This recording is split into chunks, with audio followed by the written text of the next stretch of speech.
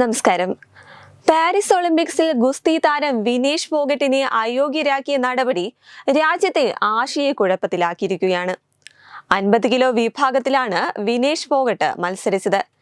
എന്നാൽ ഭാരം 100 ഗ്രാം കൂടുതലായതോടെ വിനേഷ് ഫോഗട്ടിനെ അയോഗ്യയാക്കുകയായിരുന്നു. വെറും 100 ഗ്രാം കൂടിയതിനാലാണോ താരത്തെ അയോഗ്യയാക്കിയതെന്നും അത് ഭക്ഷണത്തിലുണ്ടായ വ്യത്യാസ കാരണമാവില്ലേ എന്നുള്ള സംശയങ്ങൾ ഏവരുടെയും മനസ്സിൽ ഇപ്പോഴും നിലനിൽക്കുന്നുണ്ട്. വിനേഷ് ഫോഗട്ടിന്റെ ഭക്ഷണക്രമത്തിലുണ്ടായ വ്യത്യാസമാകാം ഇതിന് കാരണമെന്ന ആരോപണങ്ങളും ഉയരുന്നുണ്ട്. എന്നാൽ ഒരു മത്സരാർത്ഥിയുടെ ഭക്ഷണക്രമം ഉൾപ്പെടെ എല്ലാ കാര്യത്തിലും അധികൃതർ അതീവ ശ്രദ്ധാകുലരായിരിക്കും എന്നതാണ് വാസ്തവം. ഇവർക്ക് വേണ്ടി പ്രത്യേകം ഡയറ്റീഷ്യന്മാരും ഉണ്ടാകും. കായിക ഇനം അനുസരിച്ചാണ് താരങ്ങളുടെ ഫുഡ് പ്ലാൻ പോലും തീരുമാനിക്കുന്നത്.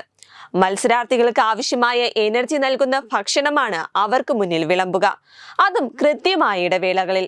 നീന്തൽ പോലുള്ള കായിക ഇനങ്ങളിൽ മത്സരിക്കുന്നവർക്ക് പ്രതിദിനം 10,000 കലോറി വരെ വേണ്ടിവരും. അതേസമയം സ്പ്രിന്റ് പോലുള്ള മത്സരങ്ങളിൽ 2,000 കലോറിയോളം ആവശ്യമാണ്. ഒളിമ്പിക്സ് മത്സരത്തിന് മുൻപ് പ്രഭാത ഭക്ഷണമായി അവക്കാഡോ ടോസ്റ്റ്, സാൽമൺ, മുട്ട, വാഴപ്പഴം എന്നിവയാണ് താരങ്ങൾ കഴിക്കുക. മത്സരത്തിന് ആവശ്യമുള്ളതെല്ലാം ഡയറ്റീഷ്യന്മാരും പോഷകാഹാര വിദഗ്ധരും താരങ്ങളുടെ ഇഷ്ടങ്ങൾ അനുസരിച്ചാണ് തീരുമാനിക്കുന്നത്.